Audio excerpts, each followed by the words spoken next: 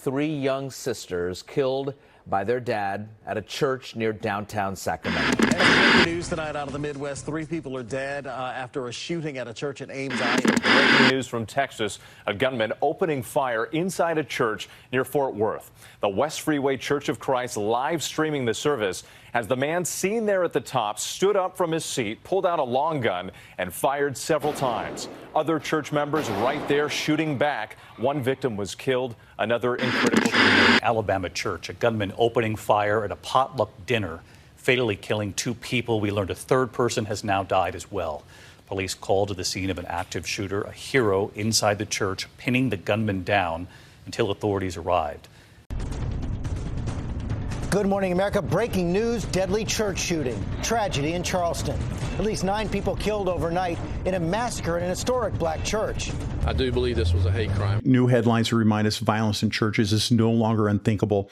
It's happening in small towns and big cities in every part of America. The chances of a violent encounter happening at your church is minimal, but it is not zero. My name is Keith Graves, and you're at Christian Warrior Training. We are a full-time ministry equipping churches for security and biblical preparedness. Your support helps us reach more churches and make sure that no congregation stands unprepared. Because of you, I'm able to offer free training to churches and security teams all around the world, and we can pass intelligence information to each other quickly so we can all react appropriately and biblically. So today, I want to break down the 5 biggest myths holding churches back from real security. Now, these misconceptions aren't just wrong, they're dangerous, and they put lives at risk.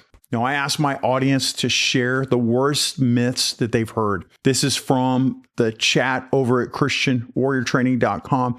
I have a subscriber-only chat where we can all talk back and forth and share ideas and concerns. Now, the responses after I put that question in poured in, and what I found could save your church from being the next headline. All right, so the first up, we don't need security. God will protect us. So now many churches fall into the trap of believing that security is unnecessary because God's going to protect them. Now, while faith in God is essential, the Bible consistently shows that faith and preparedness go hand in hand. Nehemiah did not just pray for protection. He took action by posting guards.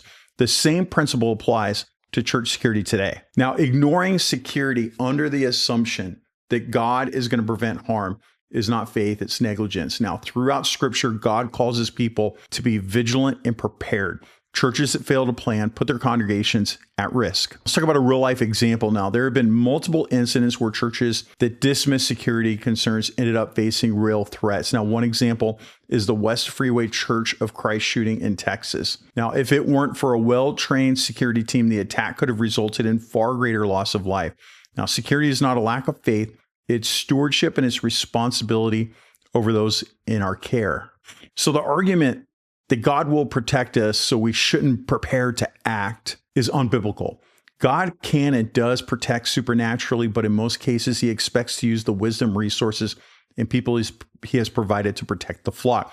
A great resource is here at Christian Warrior Training. I don't charge you for any of the training that we give you. Go over to ChristianWarriorTraining.com. Hit the training tab, take all my courses for free.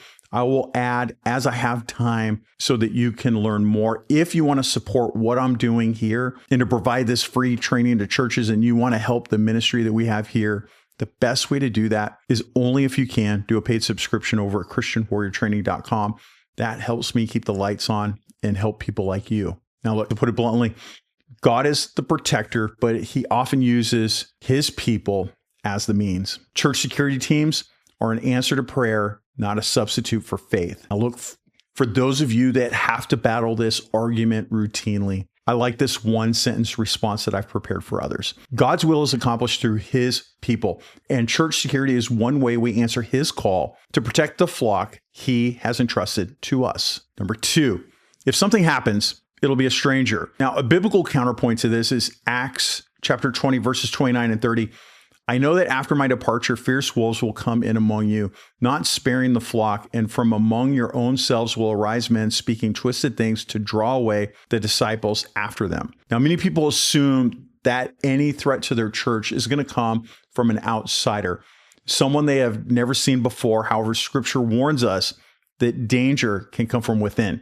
Throughout history, some of the most devastating betrayals have come from those who were once trusted. I mean, seriously, just look at Judas. All right, so let's talk about why this myth is dangerous. Statistics show that many violent incidents in churches are committed by individuals who are known to the congregation. Domestic disputes, disgruntled former members, and even staff can pose significant threats. Now, believing that all danger comes from the outside blinds churches to real risks. There was a paper released recently by the Secret Service that I put out on Christian Warrior Training several weeks ago, where it showed that domestic violence was a huge indicator of a possible mass shooting, that most mass shooters in churches all stem from domestic violence. Not all, but a very large majority. Now, if you're following Christian Warrior Training newsletters, and you would get that information, you would keep up on that. I put something out at least twice a week, if not more. Now, a real life example is in 2021, a shooting occurred at the Nashville Light Mission Pentecostal Church, where the suspect was a former member. This highlights the importance of being aware of all potential threats, not just strangers. Now, church security teams must remain vigilant, assess behavior rather than making assumptions about someone's intent based solely on familiarity. All right, number 3, security is just about guns. Now, a biblical counterpoint is Proverbs 21:31. The horse is made ready for the day of battle, but victory rests with the Lord. Now, many believe that having armed individuals in the congregation is enough to secure a church. Now, firearms are an important tool for security. They are just one part of a broader security strategy. I did an interview with the pastor of a church in Texas that was the scene of the most violent mass shooting in America at a church in recent history. He lost so many people in his church. And one of the things that he told me, which you can look at the interview over here, in the interview, he told me that he carried concealed and there were other people in the congregation concealed. And he felt, and when he said the day before, it'll never happen here, which was our first point. But he also said that he felt with just having these concealed carriers, they can take care of anything. And that did not happen. Now, look, security isn't just about having weapons. It involves situational awareness, de-escalation, emergency medical training, and access control.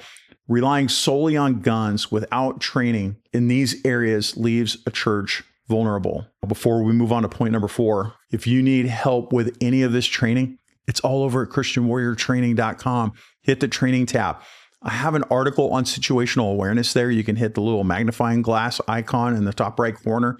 You can hit that and just type in situational awareness and you'll see immediately my article on situational awareness.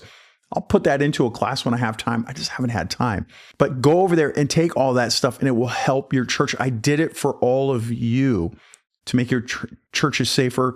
And I've heard back from all of you because there have been tens of thousands of people that have taken that training for free, and they have reported back that it has saved them from tragedy at their church. But that's why I do it.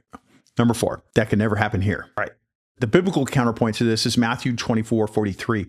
But understand this, if the owner of the house had known at what time of night the thief was coming, he would have kept watch and would not have let his house be broken into. Now, many churches believe that they're immune to crime or violence simply because they're in a small town, a quiet neighborhood, or have never experienced an incident before. Now, this is a false sense of security that leads to complacency. Now, criminals don't discriminate based on location. Churches of all sizes in all areas have been targeted for theft, violence, and even mass shootings. Security is not about paranoia, it's about preparedness. Now, a real life example, I just talked about this earlier. I got ahead of myself, but the First Baptist Church of Sutherland Springs, Texas, was a small rural church that likely never imagined they would have been targeted. Yet in 2017, an attacker entered the church and killed 26 people, making it one of the deadliest church shootings in U.S. history. The notion that it can't happen here is one of the most dangerous beliefs a church can hold. This incident, pastor for this church, I did that interview with him. Go back and watch it. He makes the comment. He said it'll never happen here less than 24 hours before that shooting happened. And I really suggest that if you have a pastor that doesn't want to deal with security at their church, that you show them that video. Point number 5, a small church doesn't need security. All right, the biblical counterpoint for this is Proverbs 22:3. The prudent see danger and take refuge, but the simple keep going and pay the penalty. Now, some churches assume that because they are small, they're not at risk. They believe security is only necessary for large congregations. However, smaller churches can be even more vulnerable because they often lack the resources or personnel to respond effectively to a threat. Now, smaller churches can be seen as easier targets for criminals because they typically have fewer security measures in place. Now, additionally, they are not immune to the same threats that larger churches face, including domestic violence, violent individuals, and theft. And might I remind you, the largest active shooter incident with the largest loss of life at an American church was at a small rural town church. Now, look, church security is not about fear. It's about wisdom, responsibility, and stewardship. Every church, regardless of size or location, must take security seriously to protect its congregation and uphold its duty before God. A well-prepared church is a safer church. When you leave here, I want you to pray unceasingly for the safety of our churches, not just here, but in other countries like Nigeria, where Christians are being slaughtered in the tens every single day. And for those of you in America that have the Second Amendment right to protect themselves, don't take it for granted. Remember your ABCs. Always be caring.